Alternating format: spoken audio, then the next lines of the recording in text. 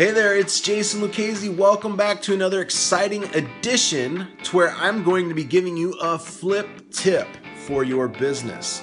So in this edition that I wanted to cover for you is talking about distressed properties, going after short sales. Now a lot of people, myself included, we went after a ton of short sales from 2008 until 2011, and we still go after them. Okay, but in a much different capacity. Now, what I mean by that is, let me just explain how people used to do them and how we're doing them now. So from 2008 to 2011, we would find the individuals that are in a distressed state, the owner of records.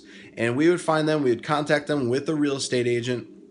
We'd let them know that we would be able to purchase the property at a discounted price and that everything would be negotiated with the bank.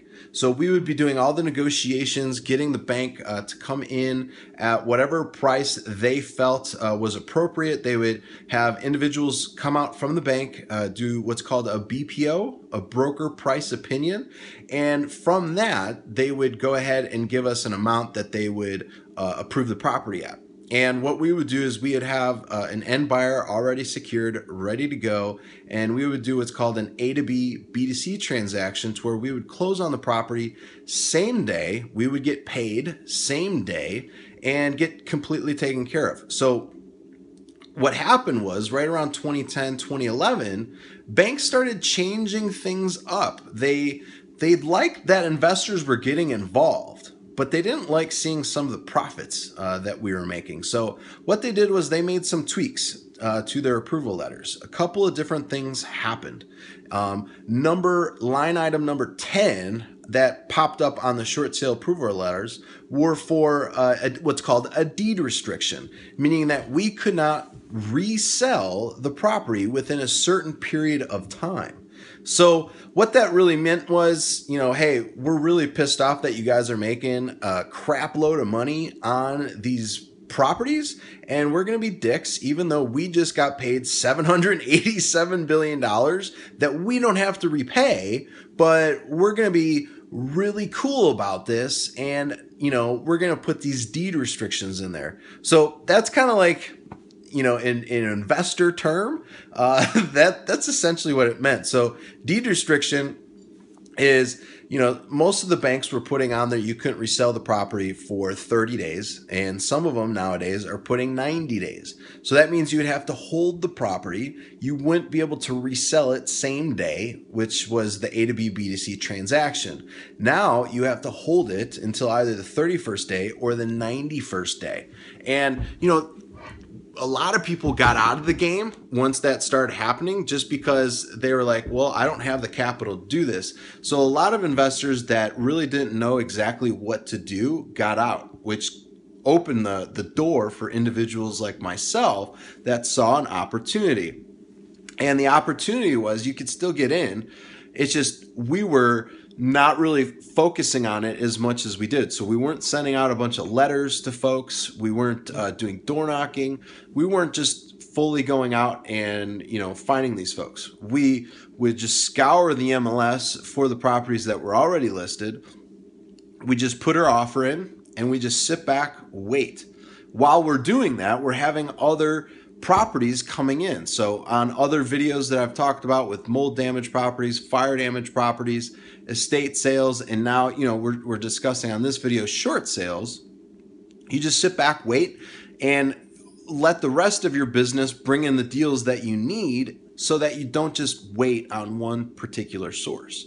Now, obviously, you can get the short sales from real estate agents. They have access to the MLS. If you want to kind of go out and do some of this on your own and have a real estate agent be a part of it with you, and you give them the listing of the properties, you can go down to the county recorder's office and look for properties that have recently went into foreclosure. Now, what this is going to be called is notice of default, NOD, or Liz Pendens. Now, if you're in a deed trust state, it might be worded a little bit differently, but most of the legal wording, the verbiage, is Liz Pendens or notice of default.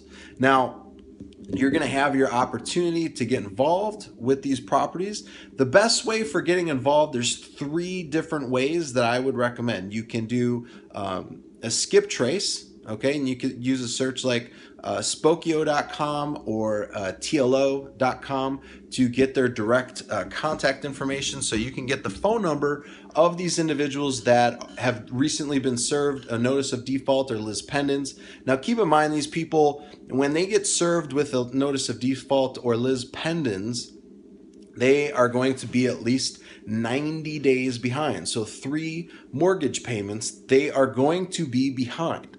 Okay, so just keep that in mind.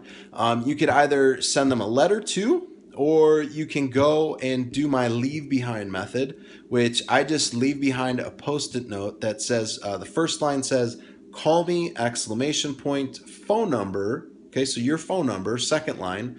Then third line is going to be your name. Okay, very short, very straight to the point. I do a yellow post-it note. I just post it right on the door. Now, obviously, if the house looks vacant, I'm not going to leave anything, but I'm going to mark that down and do a reverse search by doing a skip tracing search on that particular property to see if I could find the people to let them know, hey, you know, you don't have to just let the property go into foreclosure. We could potentially do a short sale on the property. So huge opportunity there. Another opportunity that you could reach out to is attorneys. Some attorneys know right off the bat, you know, which amount of their clients are facing difficulty in repaying the mortgage. So they could reach out to you, let you know, hey, Mr. and Mrs. Jane Smith, they are, you know, in financial trouble right now. They want to file bankruptcy, but I am letting them know they could do a short sale on the property. That would help them out, and then we could do a short sale, or a bankruptcy on the remainder part of their estate.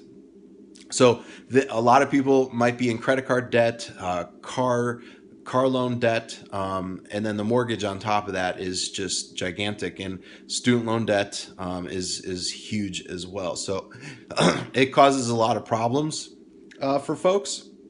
So just keep in mind, those are 3 sources that I would recommend. You could also, as a fourth here, a bonus, is you could connect with local wholesalers, because believe it or not, wholesalers want nothing to do with these short sales, okay? So they don't want anything to do with them, and you could pay them a referral fee to get that taken care of. So I would recommend you do something like that. You could connect with the individuals that put up the We Buy Houses signs, and those are folks that you can reach out and connect with, and those could be individuals that could be really good referral sources. Typically what I do is I pay them a 10% referral fee for deals that we do end up closing. So if I make $10,000, they're going to get $1,000 just for sending me that lead, because a lot of people do call them, and you know, they only want to work with people obviously they could do quick flips with. That's fine. That's their business model. Our business model might be a little bit different, okay? We may want to take those short sales, have the real estate agent list it, and have the real estate agent do all of the negotiations. We just kind of wait, okay? We put our offer in. Our full intentions are to close, okay, at the price that we put under contract, okay? Don't ever put under contract a deal that you don't plan on fully performing on. Because once that contract is executed, if you don't perform, you know, if the inspection is fine, the appraisal is fine, title is fine, then you don't perform, that's going to look really, really bad. Legal issues could potentially follow. I don't want you to get in any trouble though. Make sure you're always consulting and having an attorney on your side, okay? But I turn it over to a real estate agent because they are licensed and bonded. So I would recommend just having them do that. So this can be a really great avenue for you. Even though there's deed restrictions, this is going to be more or less an opportunity for individuals that are doing rehabs. You can do some really cool tricks if you're looking to wholesale. but that would take up a whole different video.